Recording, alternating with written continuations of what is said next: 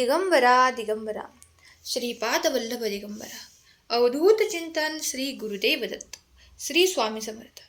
स्वामी भक्तांनी कुठल्याही नकारात्मक घटनेत अडकू नये म्हणून स्वामी महाराज सतत प्रेरणा देतात आणि ते प्रेरणा देण्याचे एक छोटेसं माध्यम म्हणजे हे स्वामी संदेश असतात.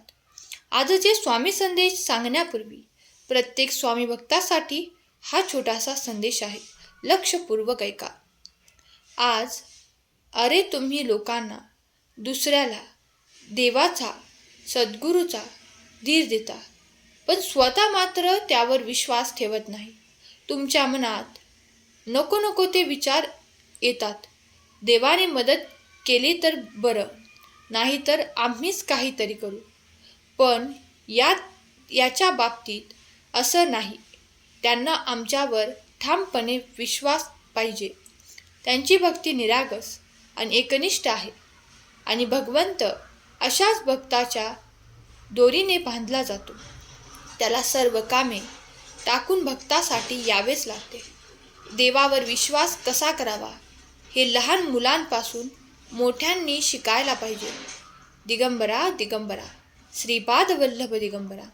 स्वामींकडे एकच तुम्ही प्रार्थना करा.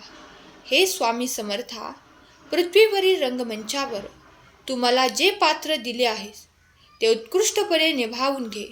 यासाठी माझ्या शरीरात जे जे आवश्यक आहे, जे गुण आहेत, जे कौशल्य आहेत ते विकसित कर आणि तुला अपेक्षित परिणाम साध्य कर.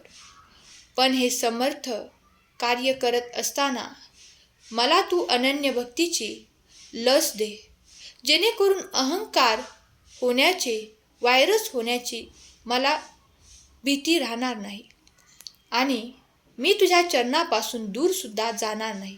हे देवा, भगवंता, परमेश्वरा, तूच माझा माता, तूच माझा पिता, तूच आहेस मला प्रेरणा देणारा. मला मार्गदर्शन कर. स्वामी भक्तांनो, स्वामींचे वचन भिवू नकोस. मी तुझ्या पाठीशी आहे. हे त्रिकालबाधित शाश्वत आणि सत्य आहे. त्यावरती तुम्ही विश्वास ठेवा आणि विश्वास असेल तर व्हिडिओला लाईक करून चॅनेलला सबस्क्राईब करा आणि कमेंट बॉक्समध्ये खरा स्वामी भक्त टाईप करा. मनुष्य जन्मापासून ते मृत्यूपर्यंत सतत भीतीच्या छायेखाली जगत असतो.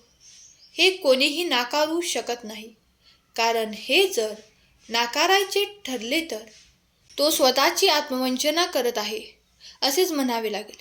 कारण कोणत्या ना कोणते तरी भय सतत त्याला त्याच्या इच्छापूर्तीत बाधा करत असते. चिंतेतून भयाची निर्मिती होते आणि चिंता ही मनुष्याला सतत भेडसावत असते. तसे पाहिले तर अगदी लहान वयात मनुष्याला भीतीची अवस्था, भीतीची भावना अजिबात नसते.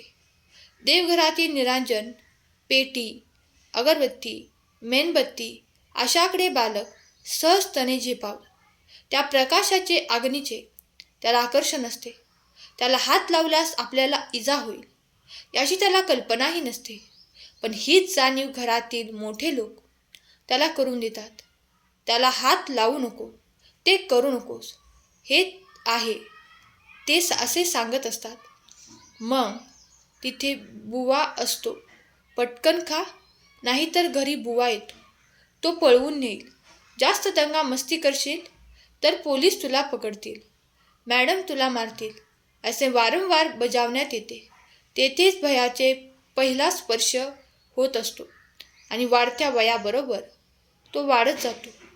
तो इतका वाढतो की सतत त्याच दडपणाखाली आपण वावरत असतो. अर्थात बालपणात दाखवलेली भीती ही नाहंतूक असते, भल्यासाठीच असते, भले करण्याची भावना असते. पण भय आणि भीतीचा शिरकाव मनात झालेला असतो आणि वाढत्या वयानुसार मनात भीती वाढत जाते. शालेय शिक्षणात अभ्यासाची भीती, कॉलेजमध्ये ही साईट आपल्याला झेपेल की नाही याची भीती, कामाच्या ठिकाणी वरिष्ठांची भीती, संसारात येणाऱ्या अडचणींची भीती पाठ सोडतच नाही. त्यामुळे भक्तांनो, ही सर्व भीती तुमची निघून जाणार. फक्त तुम्ही भगवंत नामस्मरण करत राहा. भगवंताचे नामस्मरण तुम्ही करत असाल तर सर्व काही तुम्हाला एकदम सहज आणि अलगदरित्या प्राप्त होईल. आपले कर्तव्य कर्म करून नेहमी महाराजांची भक्ती करावी अशी त्यांची इच्छा असते. धर्मसंबंधाच्या विशेष भानगडीत पडण्यास महाराज आज्ञा देत नाहीत. भजन, जप, पूजन यात जास्त वेळ घालवणे महाराजांना आवडत नाही. उगीच वैराग्याचा वेश करून नको त्या गोष्टीत चूर राहणे ते सुद्धा महाराजांना आवडत नाही. श्रम करून पोट भरावे असाच त्यांचा उपदेश. सेवेकरिता पुष्कळ लोक स्वामी माऊलींकडे येत असतात त्यांच्यासाठी असतो. जो उद्योगी आणि भक्तिमान असेल त्याला स्वामी माऊली स्वतः जवळ ठेवून घेत असतात. आळशी आणि दीर्घ भित्री माणसास प्रतिसाद देऊन महाराज लगेच परे जाण्याची आज्ञा देतात. जो भक्त महाराजांना आवडेल त्याला ते लवकर प्रसाद देतात आणि जो आवडत नसेल त्याला लवकर प्रसाद देत नव्हते. महाराजांचा भक्तांना सतत श्रम करावे असा उपदेश असे. वास्तविक जगात उद्योगी मनुष्यच सुखी होत असतो आणि आळशी माणसाचे हालत होत असतात. त्यामुळे तुम्ही श्रम करा आणि एकटे राहण्याची इच्छा कायम ठेवा. कारण स्वधर्म हाच मोठे कर्म मानला जातो. स्वतःवरती विश्वास ठेवा आणि भगवंताची साथ तुम्हाला कायमच मिळणार आहे. कारण स्वामी माऊली आता म्हणत आहे, माझ्या प्रिय बाळा, तुला तुझा स्वभाव बदलण्याची गरज आहे. तुझ्या रागीट आणि अहंकारी स्वभावामुळे तू तुझ्या पदरात सुख गमावत आहेस. तुझ्या एकट्याने संसार कधीच पूर्ण होणार नाही. संसार करण्यासाठी जोडीदार हवाच. अहंकार आणि राग जरा बाजूला सार. तुझा संसार तुला पुन्हा मिळेल आणि ते मी तुला मिळवून देईन.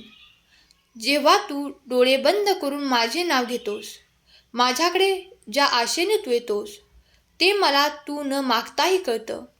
मी तुझ्या सोबत आहे. भक्तांच्या चांगल्या इच्छा मी नक्कीच पूर्ण करणार आहे. माझ्या भक्तांची काळजी मला आहे. माझ्या आज्ञेचे पालन कर. तू तुझ्या संसारात हवे असणाऱ्या सर्व सुखसुविधा मी तुला देणार आहे.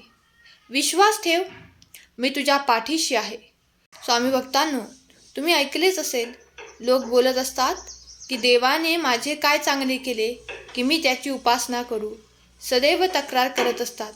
प्रत्येक व्यक्तीने कोणा ना कोणाकडून कधीतरी ऐकलेच असेल, भक्ती करताना उपासना करताना देव सांगत नाही की मला तुम्ही भजन उपासना करा आणि नाहीतर ही बाब पूर्णपणे ऐच्छिक आहे. कोणतीही उपासना जर मनापासून केली असेल तर ती व्यर्थ जात नाही. म्हणून मनापासून कोणतीही गोष्ट तुम्ही करत राहा. अटळ विश्वासाने आणि संयमाने तसेच निर्धाराने आपले कुलदैवत आणि इष्टदेवतांची उपासना खंडित न करता करीत राहावी. श्रद्धा आहे तेथे फळ मिळणारच आहे. कारण स्वामींचा आशीर्वाद कायम पाठीशी आहे. जर तुमचा विश्वास असेल की स्वामी अस्तित्वात आहेत तर ते तुम्हाला सगळीकडे दिसतील. जर तुमचा विश्वास स्वामी शक्तीवर असेल तर चॅनेलला सबस्क्राईब करा आणि एक लाईक करायला विसरू नका. लक्षात ठेवा, तुमचे एक लाईक प्रेरणा देतो आणखी नवनवीन संदेश बनवण्यासाठी. अटळ विश्वासाने आणि संयमाने तसेच निर्धाराने आपले कुलदैवत आणि इष्टदेवतांची उपासना करत राहा. ईश्वर सदैव तुमच्या पाठीशी असणार आहे. स्वामी तुम्हा सर्वांच्या सर्व चांगल्या इच्छा पूर्ण करून तुम्हाला सुखात, आनंदात, ऐश्वर्यात ठेवत ही स्वामी माऊलीचरणी प्रार्थना. केलेली सेवा स्वामींचरणी अर्पण करते. आजचा संदेश शेवटपर्यंत ऐकल्याबद्दल धन्यवाद. श्री स्वामी समर्थ. जय जय स्वामी समर्थ.